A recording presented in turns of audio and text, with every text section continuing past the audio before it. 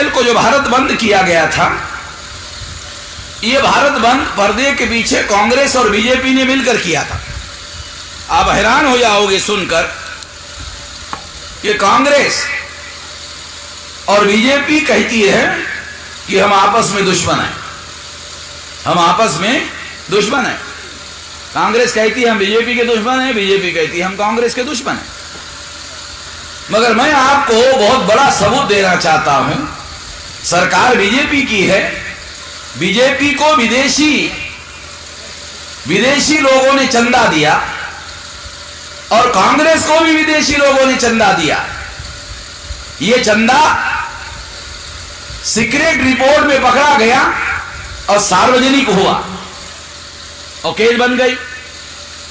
इसलिए बीजेपी ने पार्लियामेंट में कानून बनाया कि कांग्रेस और बीजेपी और कांग्रेस के विरोध में विदेश से चंदा लेने का जो आरोप है, इस आरोप की जांच पड़ताल नहीं होगी। नरेंद्र मोदी ने संसद में कानून पास कर दिया। अब नरेंद्र मोदी ने बीजेपी को बचाने के लिए कानून पास कर दिया होता तो समझ में आता, उसने कांग्रेस को भी बचाने के लिए कानून पास कर दिया। इसका मतलब यह है कि बीजेपी और कांग्रेस और बीजेपी चचेरे मौसेरे भाई है। हमें बताते हैं कांग्रेस वाले कि हम बीजेपी के विरोधी हैं, बीजेपी वाले बताते हैं कि हम कांग्रेस के विरोधी हैं। मगर ये लोग विरोधी नहीं हैं, और अगर ये विरोधी है भी तो ये किस तरह के विरोधी है? जैसे फिल्म होती है, फिल्म में धर्मेंद्र और प्राण होता है, और जब फिल्म बनाने की शूटिंग चलती है तो धर्मेंद्र प्राण को घुसा मारता है, प्राण धर्मेंद्र को घुसा मारता है। शूटिंग समाप्त होती है, दोनों टेबल कुर्सी पर आके बैठते हैं और प्राण धर्मेंद्र को कहता है, धर्मेंद्र तू जवान है यार, मैं थोड़ा बूढ़ा आदमी हूं, तू इतने जोर से गुस्सा मारता है, थोड़ा खबरदारी लिया कर, है? थोड़ी खबरदारी लिया कर, है? ये तो कम से कम मैं तो खबरदारी लेता हूं कि तेरे को ज्यादा गुस्सा ना लगे, मगर तू जवान आदमी है, तू इतने जोर से मारता है, कभी कभी कम से कम ध्यान तो रखा कर कि मैं थोड़ा बूढ़ा हूं, तेरे से उम्र में बड़ा हूं। और शूटिंग में वो एक को दूसरे को तीसरा मारते रहते हैं, मगर टेबल कुर्सी पे आके दोनों मिलके चाय कॉफी पीते हैं। ये कांग्रेस बीजेपी कांग्रेस धर्मेंद्र और प्राण की तरह है। फिल्म कहता है कि विलन है प्राण, धर्मेंद्र हीरो, मगर ये न हीरो है न विलन है। हम लोगों को मूर्ख बनाने के लिए कांग्रेस और बीजेपी के लोग ये सारा का सारा तमाशा खेलते रहते हैं, और हम लोग देखते हैं, फिल्म देखते हैं, हम बोलते हैं यार प्राण बहुत बुरा आदमी है। अरे काय का बुरा और काय का खरा, ये सारा नौटंकी वाला खेल है। ये नौटंकी वाला खेल कांग्रेस और बीजेपी और कांग्रेस के लोग खेलते हैं, हम लोगों को समझना होगा। साथियों, उसी तरह से 2 तारीख का जो भारत बंद है, ये कांग्रेस और बीजेपी और कांग्रेस ने मिलजुल कर बंद करवाया। मगर ये लोग कभी जाहिर तौर पर SC ST के लोगों को नहीं कहा, ओपनली नहीं कहा, बल्कि शेड्यूल कास्ट के, शेड्यूल ट्राइब के जो कार्यकर्ता बीजेपी के थे और जो कार्यकर्ता कांग्रेस के थे, कांग्रेस के हाईकमान ने शेड्यूल कास्ट के कार्यकर्ताओं को काम पर लगाया, बीजेपी के हाईकमान ने शेड्यूल कास्ट के बीजेपी कार्यकर्ताओं को काम पर लगाया, और दोनों ने मिलकर सोशल मीडिया में प्रोपेगेंडा किया और हमारे लोगों को मैदान में उतारा। ये कहकर उतारा कि एट्रोसिटीज का केस कमजोर कर दिया गया है, कानून कमजोर कर दिया गया है। जिन लोगों ने सोशल मीडिया में प्रोपेगेंडा किया, वहां कहीं पर भी कांग्रेस नहीं है, कहीं पर भी बीजेपी नहीं है, मगर बीजेपी के और कांग्रेस के SC ST के कार्यकर्ता को काम पर लगाया गया। तो इसके आप लोगों को आश्चर्य हुआ होगा कि कांग्रेस और बीजेपी और कांग्रेस के लोग मिलजुल कर ऐसा कैसे कर सकते हैं। मैं आपको इसकी रणनीति समझाता। बीजेपी ने यह सोचकर प्लान बनाया कि अगर शेड्यूल कास्ट और शेड्यूल ट्राइब के लोगों का आंदोलन उग्र होता है तो क्या होगा। बीजेपी ने सोचा आंदोलन अगर उग्र हो गया तो ओबीसी का ध्रुवीकरण बीजेपी के समर्थन में हो जाएगा। कांग्रेस ने क्या सोचा, अगर एससी एसटी के लोग बीजेपी के विरोध में हो जाते हैं तो वो बीजेपी के शत्रु हो जाएंगे और 2019 के चुनाव में बीजेपी को परास्त करने के लिए कांग्रेस के अलावा उनके सामने कोई विकल्प नहीं रहेगा और हमें वोट देंगे। अन्यथा कांग्रेस अगर पब्लिक में आकर कहती कि 2 तारीख का बंद करो, बीजेपी अगर पब्लिक में आकर कहती 2 तारीख का बंद करो, तो कोई शेड्यूल कास्ट का आदमी कांग्रेस बीजेपी के नाम पर समर्थन देने के लिए राजी नहीं होता। इसलिए उन्होंने गुप्त रूप से प्लान बनाकर काम किया। दूसरी बात, बीजेपी का इसके पीछे क्या मकसद था। बीजेपी का मकसद था शेड्यूल कास्ट शेड्यूल ट्राइब का अगर उग्र आंदोलन होता है तो ओबीसी का बीजेपी के समर्थन में ध्रुवीकरण हो जाएगा। आपको मैं इसका सबूत देना चाहता हूं, जब 2 तारीख का भारत बंद हुआ उसके बाद बीजेपी के लोगों ने, आरएसएस के लोगों ने, विश्व हिंदू परिषद के लोगों ने गुप्त अभियान चलाया और चलाने वाले संघ परिवार के लोग थे कि 10 तारीख को ओबीसी का बंद, 10 तारीख को 2 तारीख वालों के विरोध में 10 तारीख को बंद, ओबीसी का बंद। मैंने ओबीसी के संगठनकर्ता लोगों को टेलीफोन किया, अरे भाई एससी एसटी के लोग तुम्हारे आरक्षण का समर्थन करते हैं तो तुम उनके विरोध में कैसा आंदोलन कर रहे हो, भारत बंद कैसा कर रहे हो। कहा कि हमने तो नहीं किया। ओबीसी के जो संगठन चलाने वाले लोग थे, मैंने उनको कहा अगर तुम नहीं चला रहे हो, तुमने बंद का ऐलान नहीं किया और तुम कह रहे हो इसके पीछे संघ परिवार है, तो तुमको मालूम है, समाज को थोड़ी मालूम है। तुम ऐसा करो, तुम सोशल मीडिया में घोषित करो कि हमारे ओबीसी संगठन का भारत बंद को समर्थन नहीं है। 8-10 ओबीसी संगठनों ने जब ऐलान किया तो 10 तारीख का ओबीसी बंद, भारत बंद विफल हो गया। नहीं तो भारत बंद करने के पीछे ओबीसी का ध्रुवीकरण बीजेपी के समर्थन में करवाने की योजना थी, वो योजना विफल हो गई। मैं आपको बताना चाहता हूं, कभी भी याद रखना, भविष्य में जब तक कोई जिम्मेदार संगठन और जिम्मेदार नेतृत्व आपको कोई आंदोलन करने के लिए ना कहे, तब तक आपको किसी आंदोलन में शामिल नहीं होना है, गार्ड बांधो। और अगर आप ऐसा नहीं मानोगे तो फिर बीजेपी और कांग्रेस के लोग गुप्त रूप से आप लोगों का इस्तेमाल करते रहेंगे। इससे आपको आने वाले समय में बचना होगा।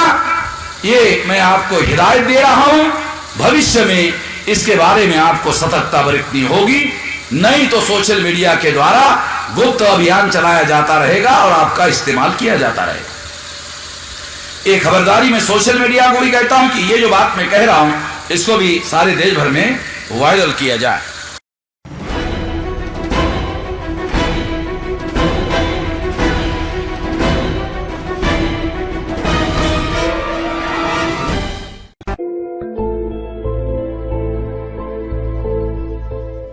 को जो भारत बंद किया गया था, यह भारत बंद पर्दे के पीछे कांग्रेस और बीजेपी ने मिलकर किया था।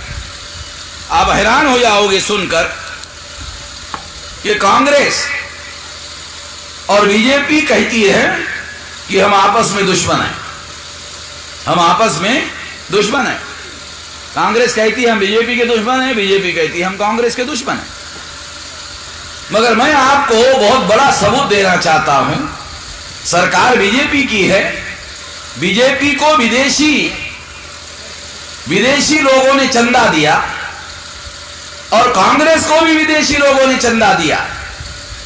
यह चंदा सीक्रेट रिपोर्ट में पकड़ा गया और सार्वजनिक हुआ और केस बन गई। इसलिए बीजेपी ने पार्लियामेंट में कानून बनाया कि कांग्रेस और बीजेपी और कांग्रेस के विरोध में विदेश से चंदा लेने का जो आरोप है इस आरोप की जांच पड़ताल नहीं होगी। नरेंद्र मोदी ने संसद में कानून पास कर दिया। अब नरेंद्र मोदी ने बीजेपी को बचाने के लिए कानून पास कर दिया होता तो समझ में आता उसने कांग्रेस को भी बचाने के लिए कानून पास कर दिया। इसका मतलब यह है कि बीजेपी और कांग्रेस, कांग्रेस और बीजेपी चचेरे चचेरे, मौसेरे मौसेरे, भाई भाई है। हमें बताते हैं कांग्रेस वाले कि हम बीजेपी के विरोधी हैं, बीजेपी वाले बताते हैं कि हम कांग्रेस के विरोधी हैं, मगर ये लोग विरोधी नहीं हैं। और अगर ये विरोधी है भी तो ये किस तरह के विरोधी है?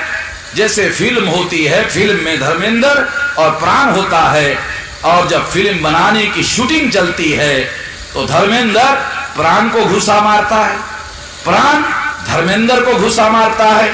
शूटिंग समाप्त होती है, दोनों टेबल कुर्सी पर आके बैठते हैं और प्राण धर्मेंद्र को कहता है, धर्मेंद्र तू जवान है यार, मैं थोड़ा बूढ़ा आदमी हूं, तू इतने जोर से गुस्सा मारता है, थोड़ा खबरदारी लिया कर, है? थोड़ी खबरदारी लिया कर, है? ये तो कम से कम मैं तो खबरदारी लेता हूं कि तेरे को ज्यादा गुस्सा ना लगे, मगर तू जवान आदमी है, तू इतने जोर से मारता है, कभी कभी कम से कम ध्यान तो रखा कर कि मैं थोड़ा बूढ़ा हूं, तेरे से उम्र में बड़ा हूं।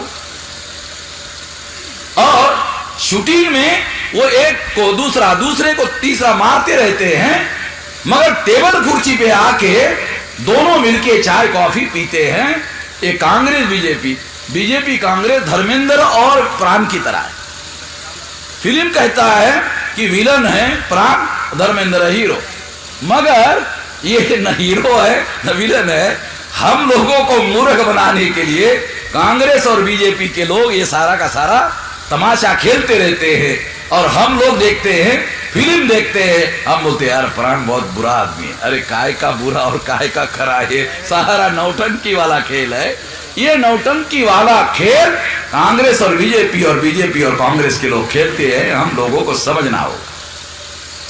साथियों, उसी तरह से 2 तारीख का जो भारत बंद है, ये कांग्रेस और बीजेपी और कांग्रेस ने मिलजुल कर बंद करवाया, मगर ये लोग कभी जाहिर तौर पर SC ST के लोगों को नहीं कहा, ओपनली नहीं कहा, बल्कि शेड्यूल कास्ट के, शेड्यूल ट्राइब के जो कार्यकर्ता बीजेपी के थे और जो कार्यकर्ता कांग्रेस के थे, कांग्रेस के हाईकमान ने शेड्यूल कास्ट के कार्यकर्ताओं को काम पर लगाया, बीजेपी के हाईकमान ने शेड्यूल कास्ट के बीजेपी कार्यकर्ताओं को काम पर लगाया, और दोनों ने मिलकर सोशल मीडिया में प्रोपेगेंडा किया और हमारे लोगों को मैदान में उतारा।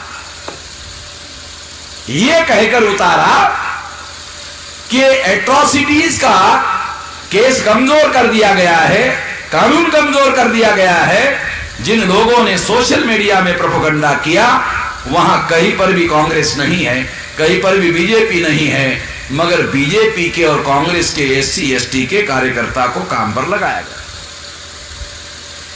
तो इसके आप लोगों को आश्चर्य हुआ होगा कि कांग्रेस और बीजेपी और कांग्रेस के लोग मिलजुल कर ऐसा कैसे कर सकते हैं। मैं आपको इसकी रणनीति समझाता।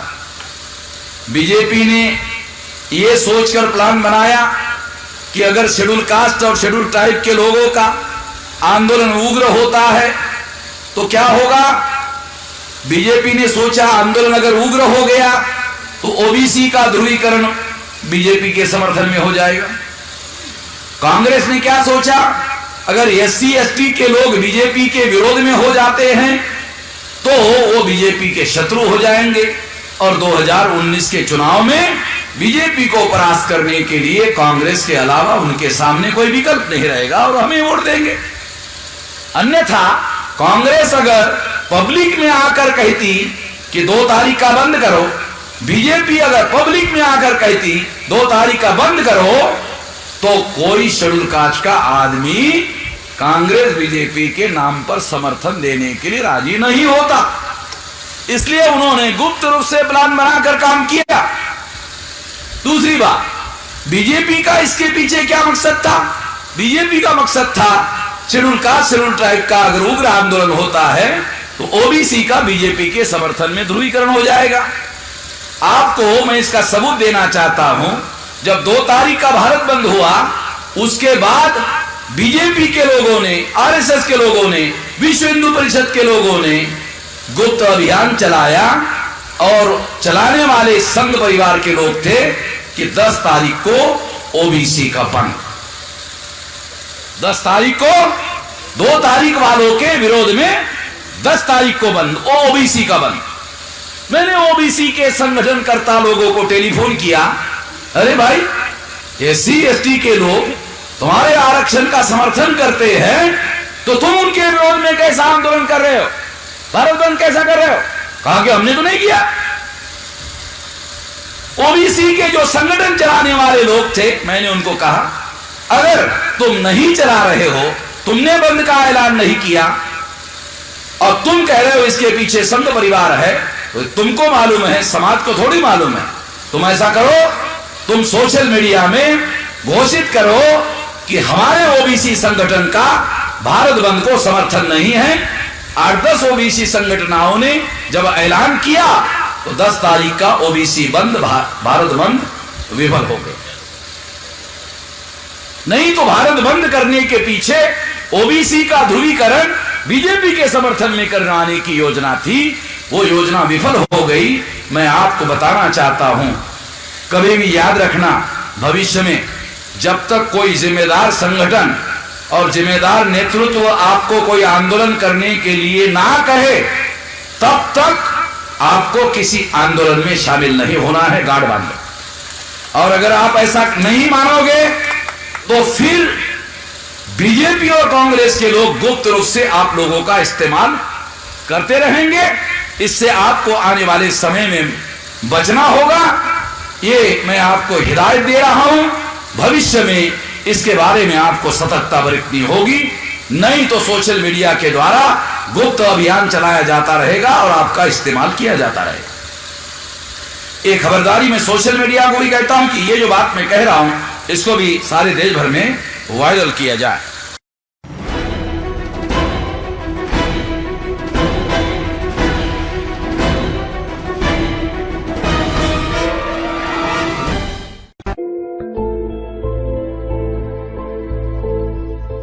अप्रैल को जो भारत बंद किया गया था, यह भारत बंद पर्दे के पीछे कांग्रेस और बीजेपी ने मिलकर किया था। आप हैरान हो जाओगे सुनकर कि कांग्रेस और बीजेपी कहती है कि हम आपस में दुश्मन हैं, हम आपस में दुश्मन हैं। कांग्रेस कहती है हम बीजेपी के दुश्मन हैं, बीजेपी कहती है हम कांग्रेस के दुश्मन हैं। मगर मैं आपको बहुत बड़ा सबूत देना चाहता हूं। सरकार बीजेपी की है, बीजेपी को विदेशी लोगों ने चंदा दिया और कांग्रेस को भी विदेशी लोगों ने चंदा दिया। यह चंदा सीक्रेट रिपोर्ट में पकड़ा गया और सार्वजनिक हुआ और केस बन गई। इसलिए बीजेपी ने पार्लियामेंट में कानून बनाया कि कांग्रेस और बीजेपी और कांग्रेस के विरोध में विदेश से चंदा लेने का जो आरोप है, इस आरोप की जांच पड़ताल नहीं होगी। नरेंद्र मोदी ने संसद में कानून पास कर दिया। अब नरेंद्र मोदी ने बीजेपी को बचाने के लिए कानून पास कर दिया होता तो समझ में आता, उसने कांग्रेस को भी बचाने के लिए कानून पास कर दिया। इसका मतलब यह है कि बीजेपी और कांग्रेस और बीजेपी चचेरे मौसेरे भाई है। हमें बताते हैं कांग्रेस वाले कि हम बीजेपी के विरोधी हैं, बीजेपी वाले बताते हैं कि हम कांग्रेस के विरोधी हैं। मगर ये लोग विरोधी नहीं हैं, और अगर ये विरोधी है भी तो ये किस तरह के विरोधी है? जैसे फिल्म होती है, फिल्म में धर्मेंद्र और प्राण होता है, और जब फिल्म बनाने की शूटिंग चलती है तो धर्मेंद्र प्राण को घुसा मारता है, प्राण धर्मेंद्र को घुसा मारता है। शूटिंग समाप्त होती है, दोनों टेबल कुर्सी पर आके बैठते हैं और प्राण धर्मेंद्र को कहता है धर्मेंद्र तू जवान है यार, मैं थोड़ा बूढ़ा आदमी हूं, तू इतने जोर से गुस्सा मारता है, थोड़ा खबरदारी लिया कर, है? थोड़ी खबरदारी लिया कर, है? ये तो कम से कम मैं तो खबरदारी लेता हूं कि तेरे को ज्यादा गुस्सा ना लगे, मगर तू जवान आदमी है, तू इतने जोर से मारता है, कभी कभी कम से कम ध्यान तो रखा कर कि मैं थोड़ा बूढ़ा हूं, तेरे से उम्र में बड़ा हूं। और शूटिंग में वो एक को दूसरा, दूसरे को तीसरा मारते रहते हैं, मगर टेबल कुर्सी पे आके दोनों मिलके चाय कॉफी पीते हैं। ये कांग्रेस बीजेपी, बीजेपी कांग्रेस धर्मेंद्र और प्राण की तरह है। फिल्म कहता है कि विलन है प्राण, धर्मेंद्र हीरो, मगर ये न हीरो है न विलन है। हम लोगों को मूर्ख बनाने के लिए कांग्रेस और बीजेपी के लोग ये सारा का सारा तमाशा खेलते रहते हैं, और हम लोग देखते हैं, फिल्म देखते हैं, हम बोलते हैं यार प्राण बहुत बुरा आदमी है। अरे काय का बुरा और काय का खरा, ये सारा नौटंकी वाला खेल है। ये नौटंकी वाला खेल कांग्रेस और बीजेपी और कांग्रेस के लोग खेलते हैं, हम लोगों को समझना हो। साथियों, उसी तरह से 2 तारीख का जो भारत बंद है, ये कांग्रेस और बीजेपी और कांग्रेस ने मिलजुल कर बंद करवाया, मगर ये लोग कभी जाहिर तौर पर SC ST के लोगों को नहीं कहा, ओपनली नहीं कहा, बल्कि शेड्यूल कास्ट के, शेड्यूल ट्राइब के जो कार्यकर्ता बीजेपी के थे और जो कार्यकर्ता कांग्रेस के थे, कांग्रेस के हाईकमान ने शेड्यूल कास्ट के कार्यकर्ताओं को काम पर लगाया, बीजेपी के हाईकमान ने शेड्यूल कास्ट के बीजेपी कार्यकर्ताओं को काम पर लगाया, और दोनों ने मिलकर सोशल मीडिया में प्रोपेगेंडा किया और हमारे लोगों को मैदान में उतारा।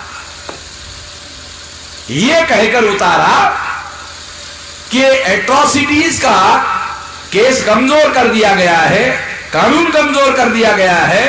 जिन लोगों ने सोशल मीडिया में प्रोपेगेंडा किया, वहां कहीं पर भी कांग्रेस नहीं है, कहीं पर भी बीजेपी नहीं है, मगर बीजेपी के और कांग्रेस के SC ST के कार्यकर्ता को काम पर लगाया गया। तो इसके आप लोगों को आश्चर्य हुआ होगा कि कांग्रेस और बीजेपी और कांग्रेस के लोग मिलजुल कर ऐसा कैसे कर सकते हैं। मैं आपको इसकी रणनीति समझाता। बीजेपी ने यह सोचकर प्लान बनाया कि अगर शेड्यूल कास्ट और शेड्यूल ट्राइब के लोगों का आंदोलन उग्र होता है तो क्या होगा।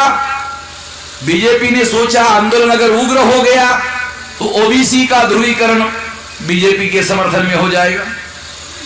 कांग्रेस ने क्या सोचा, अगर SC ST के लोग बीजेपी के विरोध में हो जाते हैं तो वो बीजेपी के शत्रु हो जाएंगे, और 2019 के चुनाव में बीजेपी को परास्त करने के लिए कांग्रेस के अलावा उनके सामने कोई विकल्प नहीं रहेगा और हमें वोट देंगे। अन्यथा कांग्रेस अगर पब्लिक में आकर कहती कि 2 तारीख का बंद करो, बीजेपी अगर पब्लिक में आकर कहती 2 तारीख का बंद करो, तो कोई शेड्यूल कास्ट का आदमी कांग्रेस बीजेपी के नाम पर समर्थन देने के लिए राजी नहीं होता। इसलिए उन्होंने गुप्त रूप से प्लान बनाकर काम किया। दूसरी बात, बीजेपी का इसके पीछे क्या मकसद था। बीजेपी का मकसद था शेड्यूल कास्ट शेड्यूल ट्राइब का अगर उग्र आंदोलन होता है तो ओबीसी का बीजेपी के समर्थन में ध्रुवीकरण हो जाएगा। आपको मैं इसका सबूत देना चाहता हूं। जब 2 तारीख का भारत बंद हुआ, उसके बाद बीजेपी के लोगों ने, आरएसएस के लोगों ने, विश्व हिंदू परिषद के लोगों ने गुप्त अभियान चलाया, और चलाने वाले संघ परिवार के लोग थे कि 10 तारीख को ओबीसी का बंद, 10 तारीख को 2 तारीख वालों के विरोध में 10 तारीख को बंद, ओबीसी का बंद। मैंने ओबीसी के संगठनकर्ता लोगों को टेलीफोन किया, अरे भाई SC ST के लोग तुम्हारे आरक्षण का समर्थन करते हैं, तो तुम उनके विरोध में कैसा आंदोलन कर रहे हो, भारत बंद कैसा कर रहे हो। कहा कि हमने तो नहीं किया। ओबीसी के जो संगठन चलाने वाले लोग थे, मैंने उनको कहा अगर तुम नहीं चला रहे हो, तुमने बंद का ऐलान नहीं किया और तुम कह रहे हो इसके पीछे संघ परिवार है, तो तुमको मालूम है, समाज को थोड़ी मालूम है। तुम ऐसा करो, तुम सोशल मीडिया में घोषित करो कि हमारे ओबीसी संगठन का भारत बंद को समर्थन नहीं है। 8-10 ओबीसी संगठनों ने जब ऐलान किया तो 10 तारीख का ओबीसी बंद, भारत बंद विफल हो गया। नहीं तो भारत बंद करने के पीछे ओबीसी का ध्रुवीकरण बीजेपी के समर्थन में करवाने की योजना थी, वो योजना विफल हो गई। मैं आपको बताना चाहता हूं, कभी भी याद रखना, भविष्य में जब तक कोई जिम्मेदार संगठन और जिम्मेदार नेतृत्व आपको कोई आंदोलन करने के लिए ना कहे, तब तक आपको किसी आंदोलन में शामिल नहीं होना है, गार्ड बांध लो। और अगर आप ऐसा नहीं मानोगे तो फिर बीजेपी और कांग्रेस के लोग गुप्त रूप से आप लोगों का इस्तेमाल करते रहेंगे। इससे आपको आने वाले समय में बचना होगा। ये मैं आपको हिदायत दे रहा हूं। भविष्य में इसके बारे में आपको सतर्कता बरतनी होगी, नहीं तो सोशल मीडिया के द्वारा गुप्त अभियान चलाया जाता रहेगा और आपका इस्तेमाल किया जाता रहेगा। एक खबरदारी मैं सोशल मीडिया को भी कहता हूं कि ये जो बात मैं कह रहा हूं इसको भी सारे देश भर में वायरल किया जाए।